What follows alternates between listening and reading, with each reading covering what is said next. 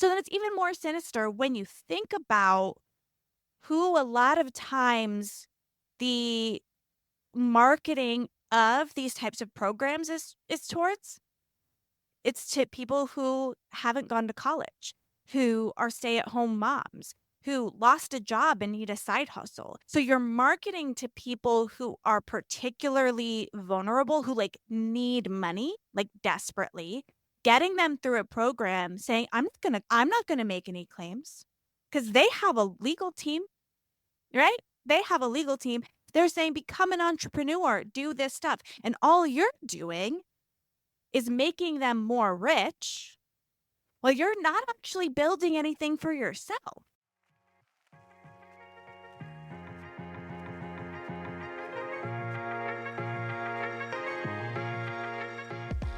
Welcome to the Her First podcast, a platform to help online business owners, coaches, and creators gain the confidence needed to build a successful business while creating a sustainable lifestyle balance. We are here to help you prioritize yourself in business and life. I'm Joanna Newton. And I'm Michelle Puolani. In this podcast, along with the Her First Collective, you can engage in the challenges women face in business, ways to increase your impact or income online, and how to make it all work while launching, scaling, or maintaining. Spoiler, it's not about perfectionism, hustling, or a copy-paste methodology. Let's dive in. So if you aren't familiar yet, there are a lot of ways to make money online. And now more than ever, it is surprising to me when I hear about a new one, a different one, an interesting one. Just the other day, my husband was actually telling me about how people get paid to play video games online.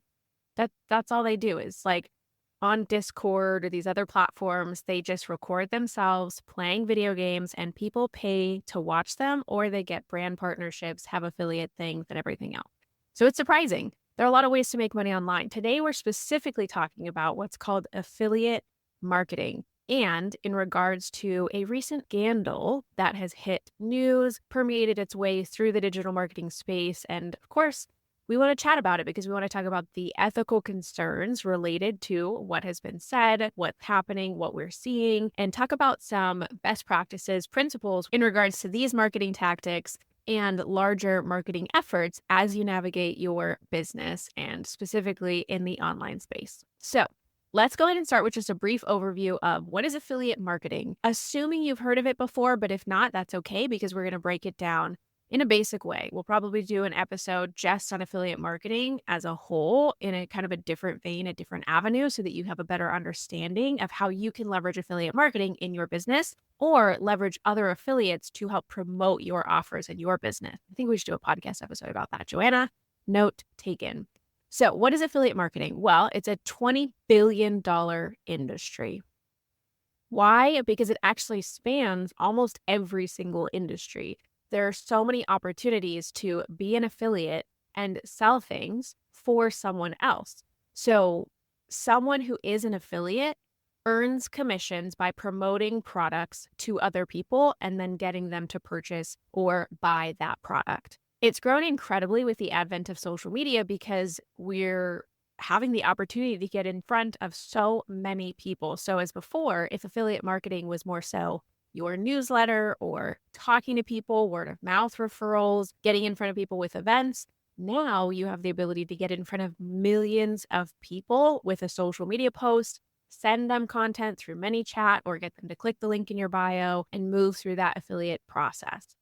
But affiliate marketing is really appealing to stay-at-home moms, aspiring entrepreneurs if they don't have their own products or programs to sell, and just ways in which they can leverage their platform and marketing without having the pressure of delivery. So as an affiliate, you essentially create a platform, a presence, you get in front of people, you run ads, you can do it organic, you can do it paid, and you send traffic through your special link that tracks, and then someone purchases and you get a percentage of that purchase. So there are some platforms like Amazon who pay out a very small percentage, maybe 5% of what it is that you're actually marketing and selling. And then there are other platforms like the company we're going to talk about today, Legendary Marketer, that pay up sometimes up to 50% of the product that you're selling for them. So there's a wide array of options when it comes to affiliate marketing. There are a lot of companies who participate in affiliate programs.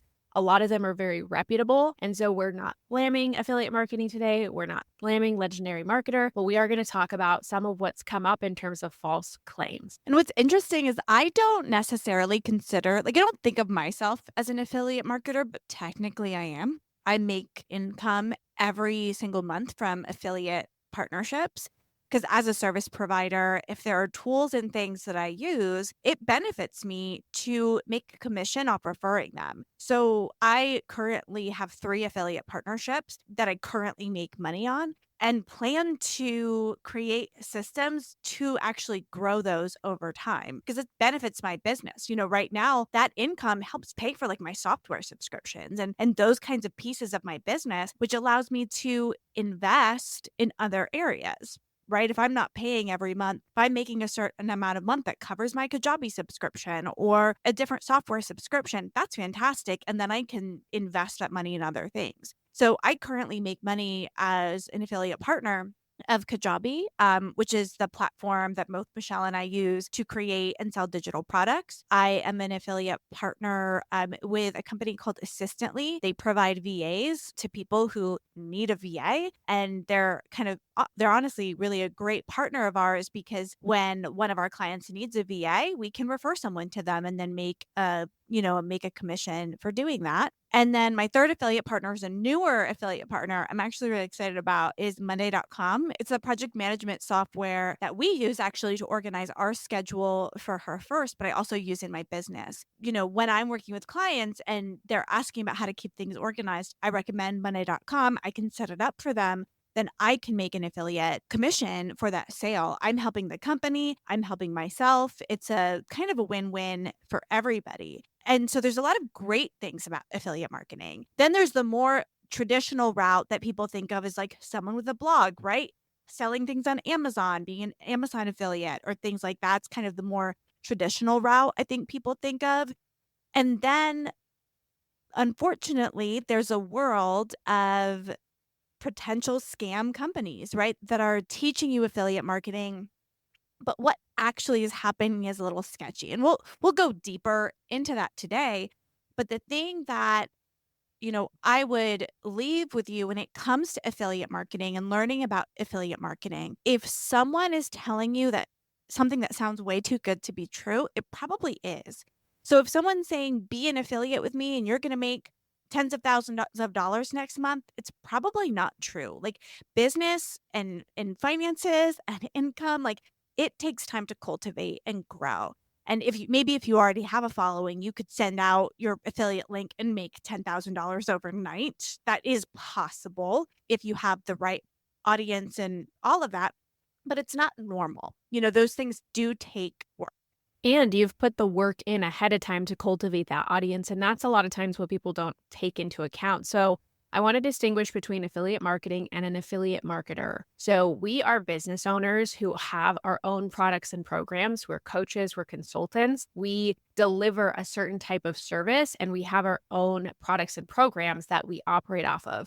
In addition to, we supplement income with affiliate marketing. It's very different than someone who is, say, specifically an affiliate marketer who is only creating a platform and presence to sell other people's products. And again, this can be done in a totally and completely legitimate way. There are some really big names who make a predominant amount of their income off of affiliate marketing because they have secured very aligned partnerships. They've built their brand up, they connect with this person's brand, and then they're directing traffic into their course, their product, or their program. So again, affiliate marketing is not something we're saying is a bad thing. It's just about being mindful about the programs, products, and companies that you invest in to learn from, as well as the ethical practices of marketing that you are executing in your own business and the way that you are marketing your products and programs that you are an affiliate for. Being mindful of that as we move through this conversation. So let's focus on Legendary Marketer. So that is a company founded by Dave Sharp. They have the tagline of online marketing delivered simply and with integrity, which is kind of hilarious, but we'll talk about it more. So they teach digital and affiliate marketing, and they have a lot of courses and a lot of offers. So we did a little research, read some stories, learned more about Legendary to help us through this conversation, as well as I do know a couple people who have actually gone into Legendary and been customers or students of their products and programs. And what they offer is very robust. So what they have behind the scenes is a lot of teaching, videos, courses, step by steps on the digital marketing process, which can be your own content and programs, digital products. It can be affiliate products and programs. And they offer the coaching, they offer the courses, they have super, dynamic and supportive live events, which is very similar to how a lot of our other companies in the digital and marketing space operate. Again, nothing necessarily wrong there. However, when it comes to their own advertising and marketing avenues, that's where we're starting to see these issues. This is where they start you.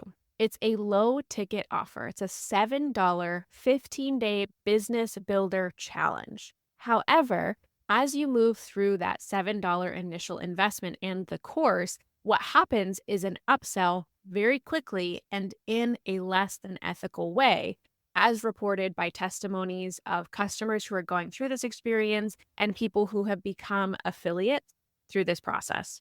Having an ascension model and the way that you position your offers in front of people is important. Sometimes people need to get in with a low ticket offer to move into your higher ticket programs. Absolutely fine. So, as they were getting into this 15-day course builder challenge that they'd invested the $7 in, what would happen is they would get on a call with a business advisor. And this business advisor would tell them, at least from what has been reported through the testimonials, is that in order to continue with the course and the program, they needed to invest in a $2,500 course, which is titled the Uplevel Blueprint. Typically, with the product or program offer that you're giving out to people or working with people from a low ticket perspective should be complete in and of itself, right? Whatever you're marketing or saying that they're going to accomplish in that offer, they should be able to do.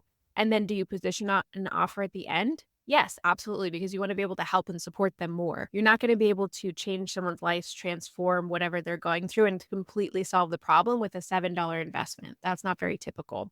The way in which they were marketing that low ticket offer was not clear and felt like people were being deceived, and then that they were being forced into investing into that larger price point in order to make any money in the first place.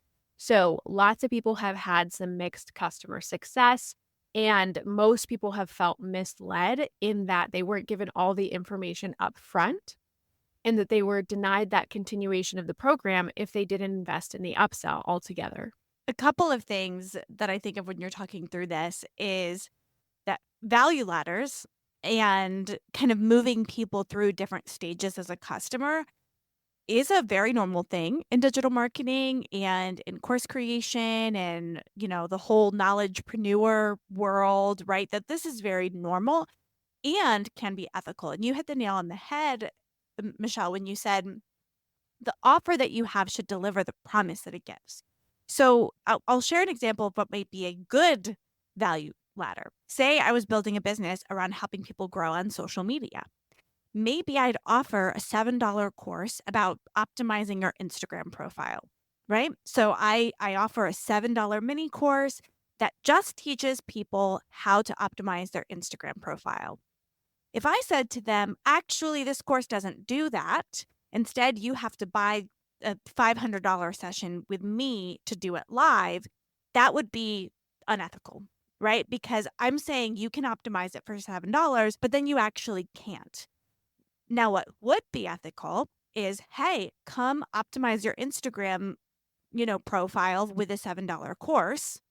Done.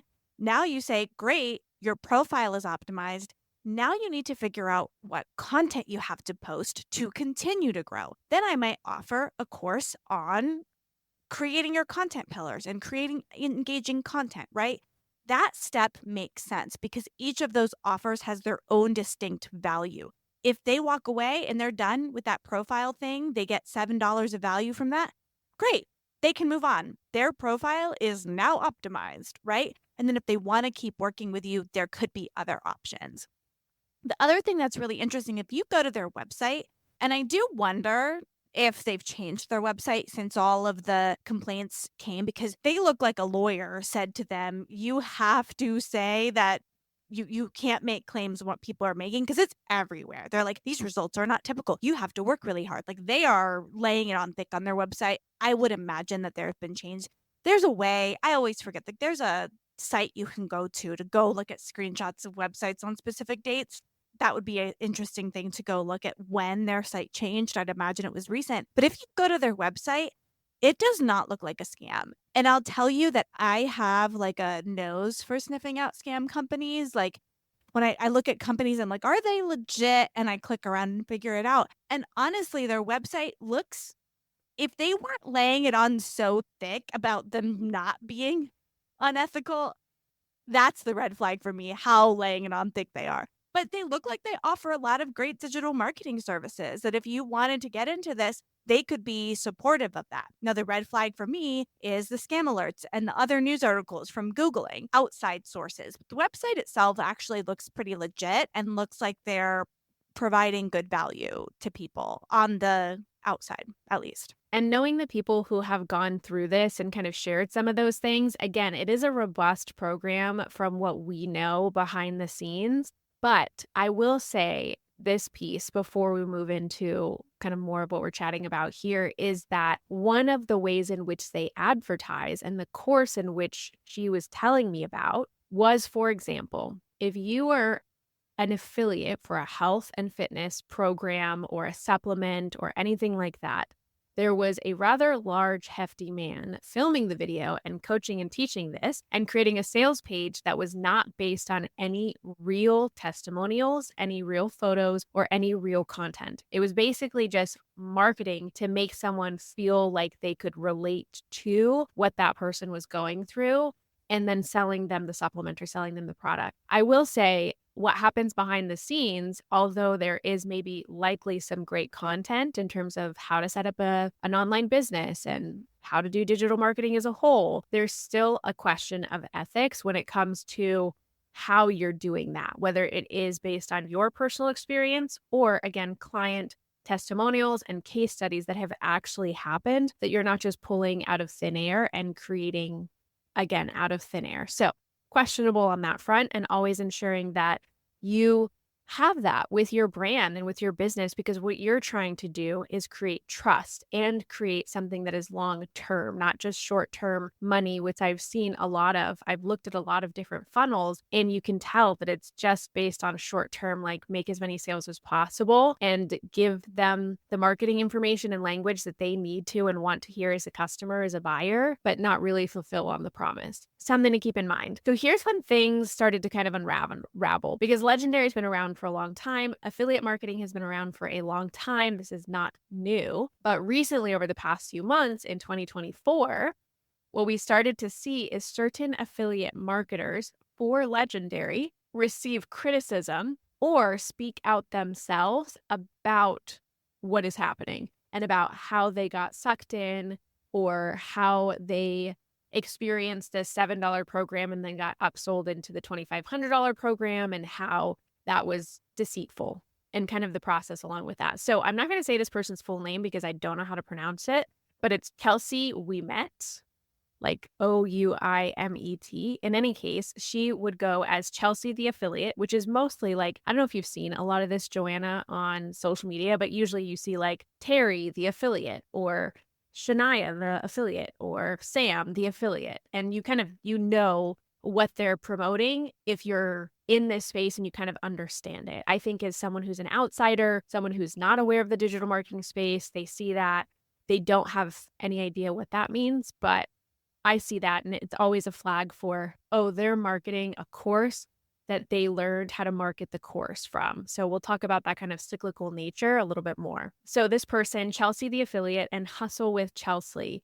had over 1 million followers. The accounts are now unavailable, which I do think should tell you something about this whole process over the past few months, is that if someone took down their accounts, based on what was coming out in the news and the media, that there had to be some sort of lack of integrity in some way. Someone did something wrong. Someone did something wrong because otherwise they would be out there, say, defending themselves or trying to figure the situation out. I will say that Dave Sharp filmed a video and there is like a setting the record straight page on their website that kind of shares that. So I don't see Legendary going away. Again think that they have plenty of good, like legitimate services to back up what it is that they do. I think they're just going to have to, like you said, like with a fine tooth comb, go over their own marketing as well as be more diligent with the affiliates that they are teaching and coaching to kind of change the methodology, change the practices there. But so this Chelsea, who is being, talked about in the news outlets and what's going on with everything that's happened in terms of the scandal, essentially has said like all you need is Wi-Fi, a laptop, your phone, work 1 to 2 hours a day. You can make $177,000 a year as a salary, typically as an affiliate marketer. I did that in 11 weeks. You don't have to invest a lot of time, but you get a high return. You can do this as a stay-at-home mom, like all of those things. And I watched some of her content because there are a lot of fake accounts that have repurposed and reused her content. I've been able to see that even though the accounts have been taken down at this point. And again, it's like, it's not that she's doing anything really that bad or wrong. Like she is sharing her own experience. She's talking about her own situation. It's just kind of like painting everything with rose-colored glasses when that's not necessarily the reality of the situation. And so again, I think something to be mindful of and keep at the forefront when you're thinking about potentially investing in products or programs or looking at opportunities in the online space, because a lot of it can feel really hopeful, right? When someone says, I made $177,000 in 11 weeks, and here's how you can do it too, with no experience, just your phone and a little bit of time. Like that sounds amazing. Like, yes, everyone wants in on that. And they've figured out and they've cracked the code on what is going to appeal to people and how to get in front of them and how to get them to invest in this low ticket offer and hopefully sell them into that upsell so that they can make money. So that is kind of like what I feel like brought this all about. There are a couple other affiliate marketers who are speaking out about this and what they've been through Legendary and how they're kind of navigating the situation as well. Yeah, and I hear what you're saying, Michelle, with like, we don't even know if we don't know these people are scammers. Like, is interesting side note. This is an aside. This is a little aside. Is that like I have a company that does very similar things, and we're moving into digital products and all of that. So this is very interesting for me to watch and kind of analyze because as a business owner who like could be the person on the page making the video about making the money creating digital products. This is very interesting to kind of go through. But it's easy to look at this and be like, "Oh, we don't know if Legendary Marketer itself are scammers or are bad." There's a really easy way they could prove that they are not scammers, and that would be to share their financials, where the money has come from and what is happening there. That would tell the entire story. And I think they haven't from what I know, and I think that tells us a lot because when you look at this potential business model, they have a website that's like, learn how to be a digital marketer. We're not going to give you claims. It's all ethical. It's all above board, right? Great. You buy a $7 challenge, you go through that, but you're buying that $7 challenge and then getting a Zoom call where someone's pressuring you into having to have a 2,500 course. And that $2,500 course teaches you how to sell their $2,500 course, right? And then you have all of these people who are then, okay, I've been taught to sell this $2,500 course. That's how I make my money. One of the articles I read said that you get $1,000 commission on that $2,500 course. So now these people have all of this pressure to go sell this course. They go out in the world, make the content with the claims, and that legendary marketer can wash their hands and be like, we didn't do that. Chelsea did. Chelsea's the one who made the claim. So then it's even more sinister when you think about who a lot of times the marketing of these types of programs is towards. It's to people who haven't gone to college, who are stay-at-home moms, who lost a job and need a side hustle. So you're marketing to people who are particularly vulnerable, who, like, need money, like, desperately, getting them through a program saying, I'm not gonna make any claims," 'cause they have a legal team, right? They have a legal team. They're saying, "Become an entrepreneur, do this stuff," and all you're doing is making them more rich. Well, you're not actually building anything for yourself. There's a way to do affiliate marketer that's building something for yourself. Like Michelle, you were saying earlier, if you build an actual following for yourself and then have affiliate partnerships and affiliate marketing, you could do anything with that audience. You could someday make your own course. You could use that to start a monetized YouTube channel. You could get brand deals, right? If you're building an actual following for yourself. But if all you're building is Cheryl the affiliate, and all you're selling is this one course, all you're doing is making that one guy rich. You're not actually a business owner, and you're being sold that you are. I have a hard time believing that their intentions could be good.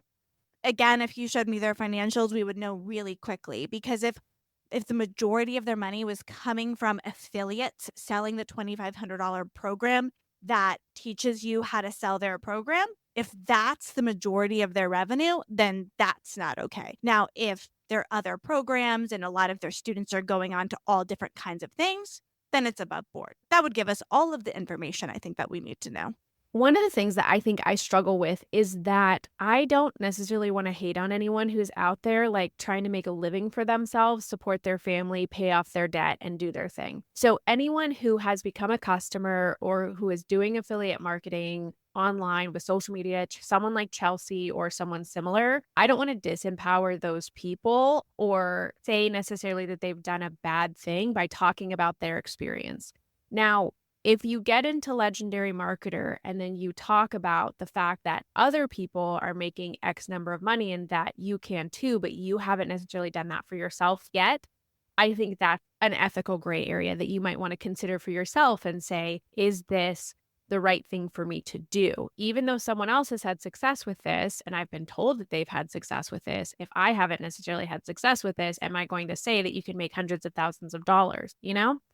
So I think being really thoughtful about those things, and again, knowing like what is the right option for you. Some of these business advisor calls, they were saying, at least what's been again shared by some of the customers and testimonials who have been through this experience of sell your car, do whatever you have to do. Like, it's going to be worth it. You're going to make so much money. And the person who's the business advisor who's on that call, guess what? They're getting paid for you getting into the program. And again, as a salesperson with commissions, that's not necessarily a bad thing in and of itself. But I think what the deeper issue is here, which we won't necessarily get into, is like we're all out trying to kind of make money. We're trying to support ourselves. We're trying to support our families. We're trying to support our lives. We're trying to grow this vision. And if you are in a 9 to 5 or you're not making that much money, or you are looking for a side hustle, or you are a stay-at-home mom, or you have all of these qualifying factors, right? Didn't go to college, struggling with debt, have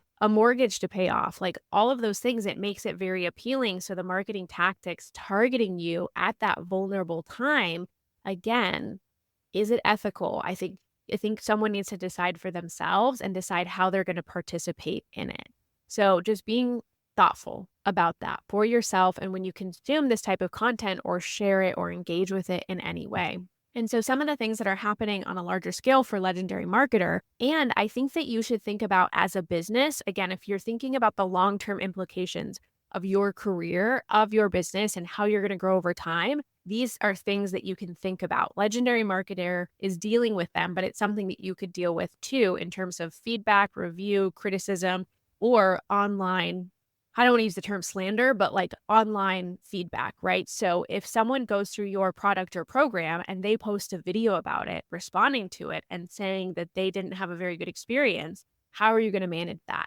Some of what Legendary is dealing with right now when it comes to BBB, the Better Business Bureau, lots of customers have gone on and written their feedback or the issues that they have with Legendary. And so BBB is definitely investigating the situation, and we'll see what happens with that. I don't know if the FTC is involved, but again, being thoughtful and mindful about what you're putting out into the online space, how you're marketing, how you're appealing to potential customers, and what it is that you're saying that you can actually do and deliver on.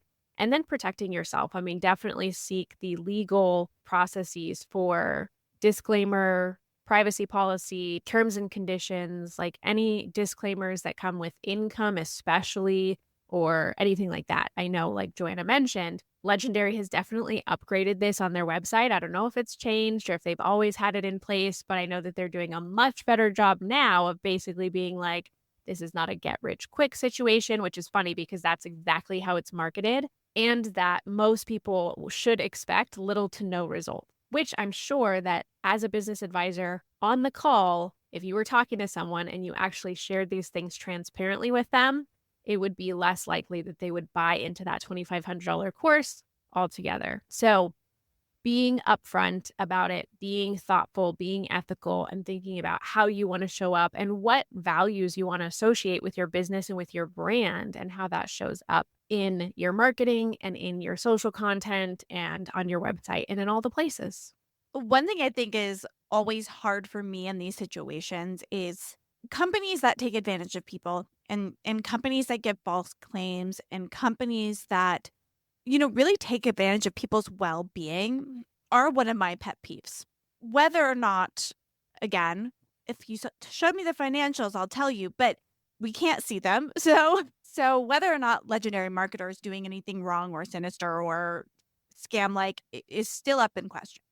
But there are companies that do this. I think of like MLMs, right? And certain MLMs where you're only making money off your recruiting fees and no one is actually selling any product, moving any product. And they prey on certain people. And I think what it's hard for me, and this is a personal issue, is I think I struggle to talk about my success as a business owner because of them. Because it's hard for me to come out and, like, shout from the rooftops the things I've done for people because I don't wanna appear like a scammer. I've helped clients have 30, 40, 50K launches in a couple of days.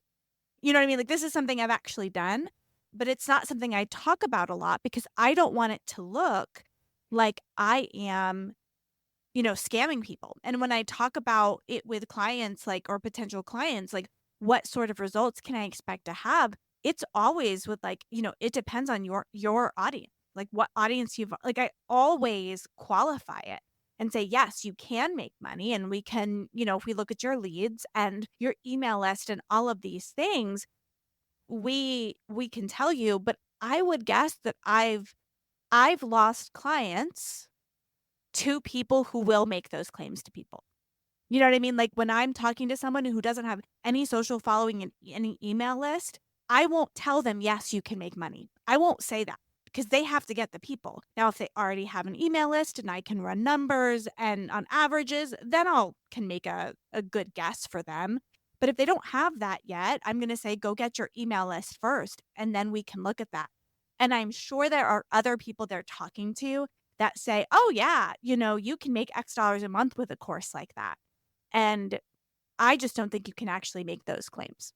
And I've hired people who have made those claims and have touted their success more than what is actually realistic for the business or where I'm at. And then they haven't followed through on that. So I think that in the coaching industry, in this digital marketing industry, unfortunately, there are so many situations in which people are being misled. And I have 100% been a part of that as well. Just keeping that in mind, being thoughtful and discerning as a consumer as well. Definitely being discerning is that we have to be really discerning about what we invest in, the products and programs that we're taking part in, and know that there is always going to be a level of effort that goes into this. Like, seriously, I've been doing this for a long time and I have met a lot of online business owners by this point, and I've seen behind the scenes of online businesses, and I have invested in a lot of products and programs with different coaches and different business owners and different creators.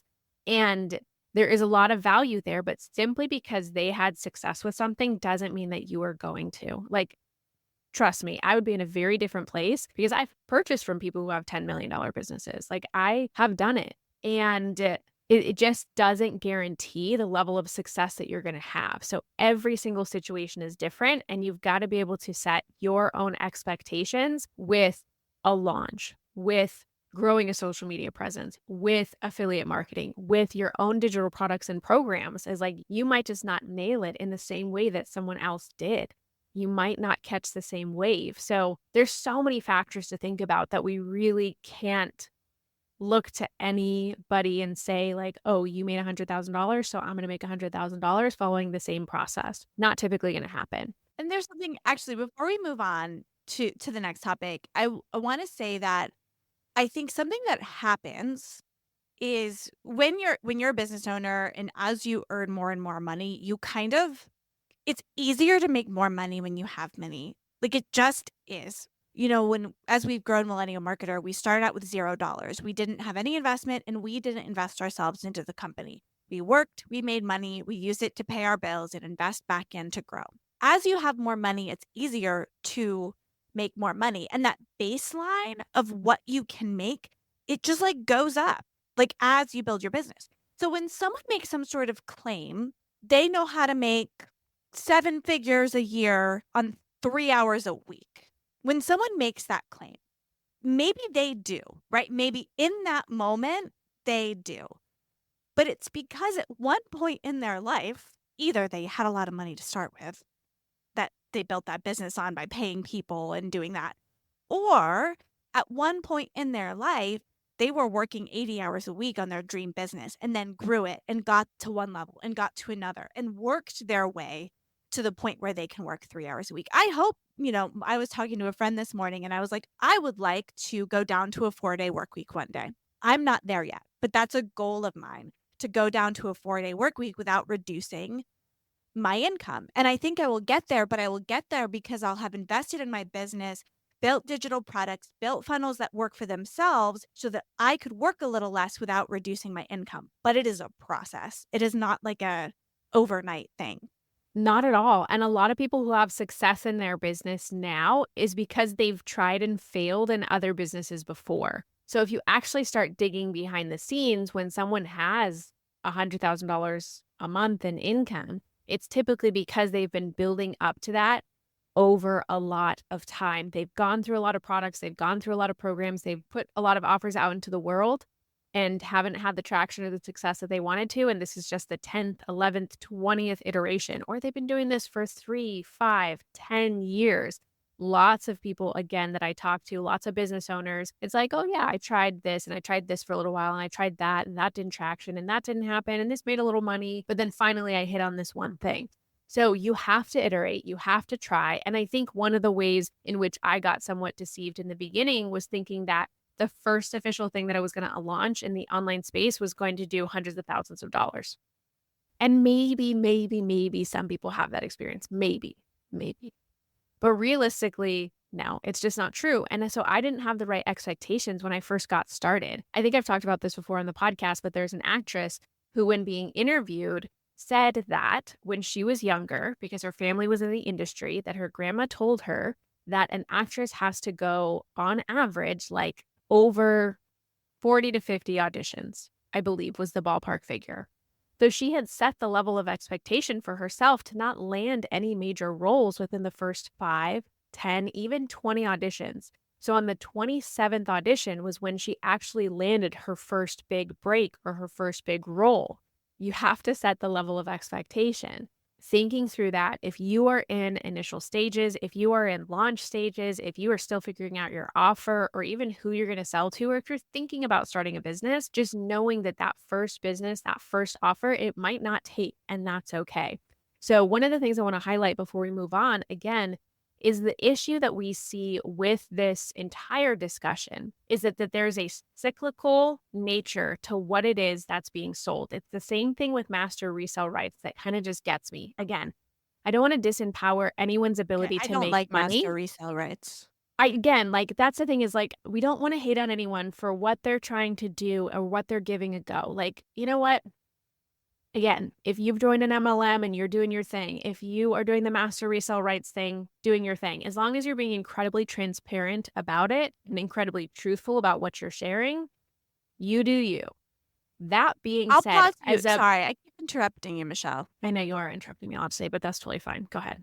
I'm I'm fine. sorry. I'm all riled up because I want to make something clear is that like the people doing the things are not the problem. It's like the system that's the problem. The person benefiting on creating the unethical system for people to make money. If you've gotten yourself involved and you're doing it and you're doing it ethically, good for you.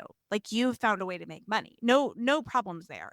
But the person building the system that is unethical and you might not even realize when you get into it is unethical, that's the issue.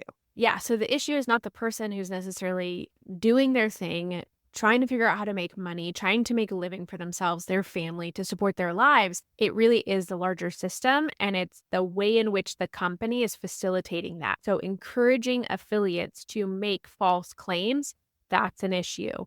In MLMs, having the recruited person focus more on recruiting and make money for the company in that way, and they know that, it's an awareness thing. So when the company, the business, the structure of what it is that you are a part of is intentionally misguiding you or other people to become a part of the business, that's where things get difficult. And that's where things get a little, like you said, sinister. In any case, keeping that in mind is again, if someone on social media is saying that you can make hundreds of thousands of dollars just by getting this course, and then the course tells you that in order to make that money, all you have to do is sell the course, I just don't get it. Like, there's a breakdown in my brain where I'm like, why would you do this? This is so cyclical. You're not creating anything new. And as someone who does put a lot of time into products and programs and coaching and services, it's just kind of an affront. Like, it feels like that is the biggest cop out and just like a disappointing face of what it is that we do in the online space. And again, if someone is like, hey, if I can make money, it's easy. I'm good at social media. I don't want to create the products or programs. I don't want to deliver. I don't want to deal with the customer service. Again, I get that. And that's what's right for you. But for me, I just don't get it. There's a disconnect. And I just hate the cyclical nature of it because you're just telling someone that they can make money by getting the course, and then in the course, they tell you that how you make money is selling the course, and then it's just all you're doing is getting people to pay you to teach you how to get people to pay you, and it just doesn't make sense to me. It makes no sense. And then there's also a reality is you're not actually building anything for yourself. Because the whole point of being a business owner, when you have a 9 to 5 job, you are working hard. So the company entity makes money, right? That is what you're doing. If all of your money, say you join Legendary Marketer, and all you're doing is selling their course, it's not that different than a 9 to 5. They just don't have to pay you. Really? You're a commission based sales rep.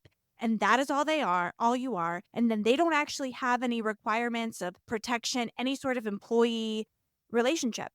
They could change their business model tomorrow, your business would be gone. There's risk with running a business, but my business, as an example, say something happened with my business and a particular product or service that we offer was no longer relevant. Okay, that's only one piece of my revenue. That's fine. I'll add another product to make up for it, or I'll sell more into this other product, right? My business exists if something changes in the outside world, except if the internet went away. Like if for some reason the internet was gone, I'd be screwed. But that's a different story. I rely on that resource.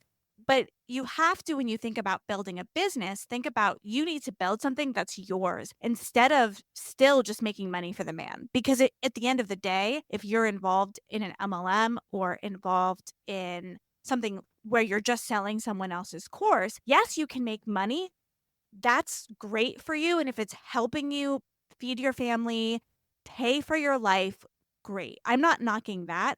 but you're not building something that lives outside of that company's existence. Well, one, if the internet went away, I think we'd have a lot larger problems. So that's what I always tell myself is like, if banking went away or if everything shut down, I'm like, comparatively, I would be like so low on the totem pole of things to be concerned about that I'm like bigger issues, right? But what you want to do is again, think about the long term of what it is that you're doing, the presence that you're creating, the business you're building, the career that you're creating for yourself and how you're aligning that for future opportunities. I mean, I can tell you that this Chelsea woman, I don't know what's going to happen with her opportunities in the future, whether she'll come back to the online space or whether she's like, I made enough money, we have it invested, like we're fine and I'm never going to get online again. Perhaps, or perhaps when she comes back online, she'll always be affiliated with Legendary and this issue or this scandal and people won't trust her brand. It's hard to say. It's hard to say what will happen with that. So, to kind of wrap up the Legendary discussion, they did put out a video and a page to kind of address this. They defended themselves, of course. How could you not? And then they emphasized their commitment to ethical marketing. And I feel like this seems like so deja vu. I feel like we talked about this on another day too. False claims. They definitely reiterated that their courses provide real value, which again, we're not saying that they don't. They're working with Better Business Bureau to address some of the issues and claims that customers have had. I don't distrust them completely as a company. Would I buy from them? No, because they're not my cup of tea overall. Like I've seen their stuff before. Again, I know people who have been in the programs.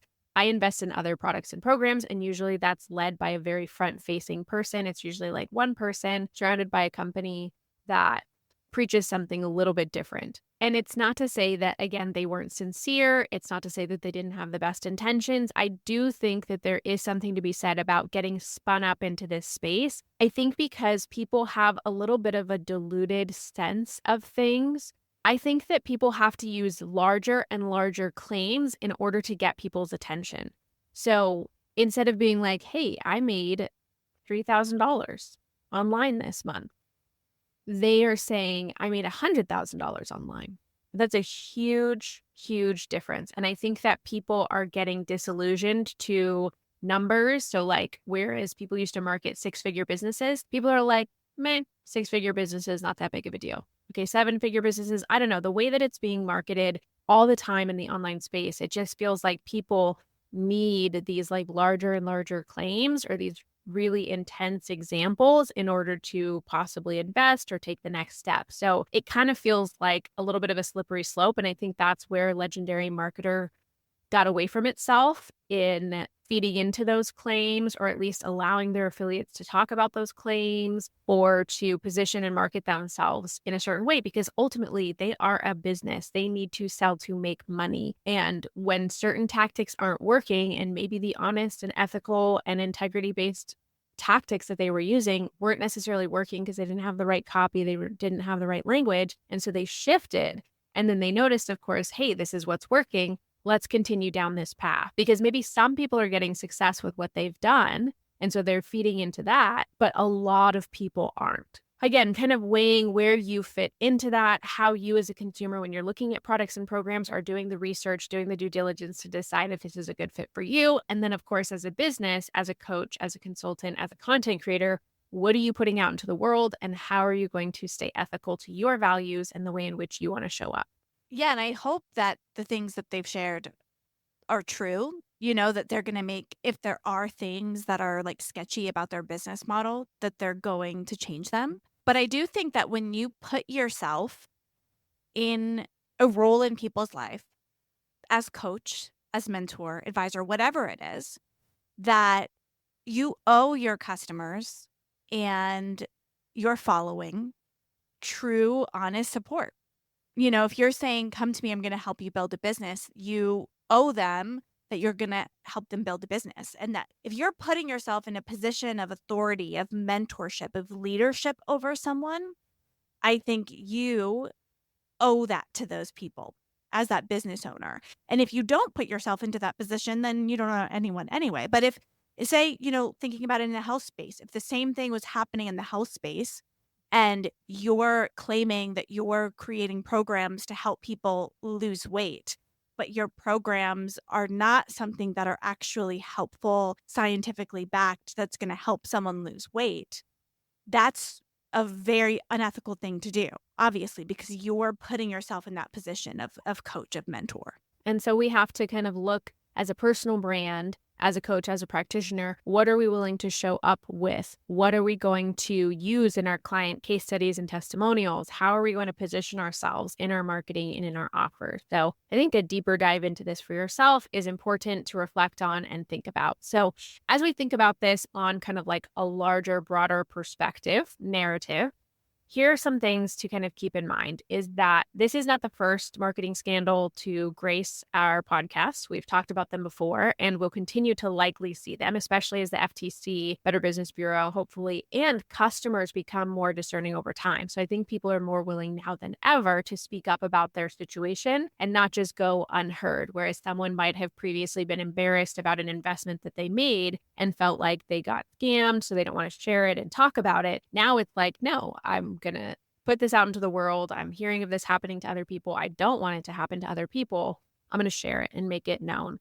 And then, unfortunately, I do think that this is negatively impacting the larger affiliate marketing space and the digital marketing space, right? When we have companies like this who kind of give a bad face and a bad name, like Joanna, you said, you don't necessarily want to put certain claims out into the world because so many companies, so many businesses have used those claims and have not delivered, but also have kind of like marred the face of digital marketing and affiliate marketing because of their tactics, which is unfortunate because then the other people who are out here legitimately trying to support, help, grow, create businesses, create opportunities, and do this again as a career, as a lifestyle, as a choice, it makes it more challenging for those people, which is difficult.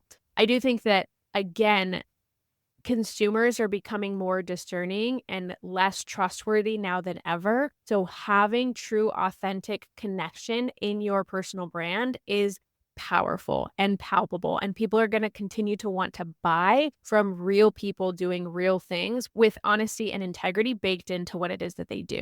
And I think with a lot of AI content creation and AI accounts and AI businesses, I think that people are going to lean into human quality now more than ever before. So again, letting that kind of drive what it is that you're doing and how you're showing up in the world.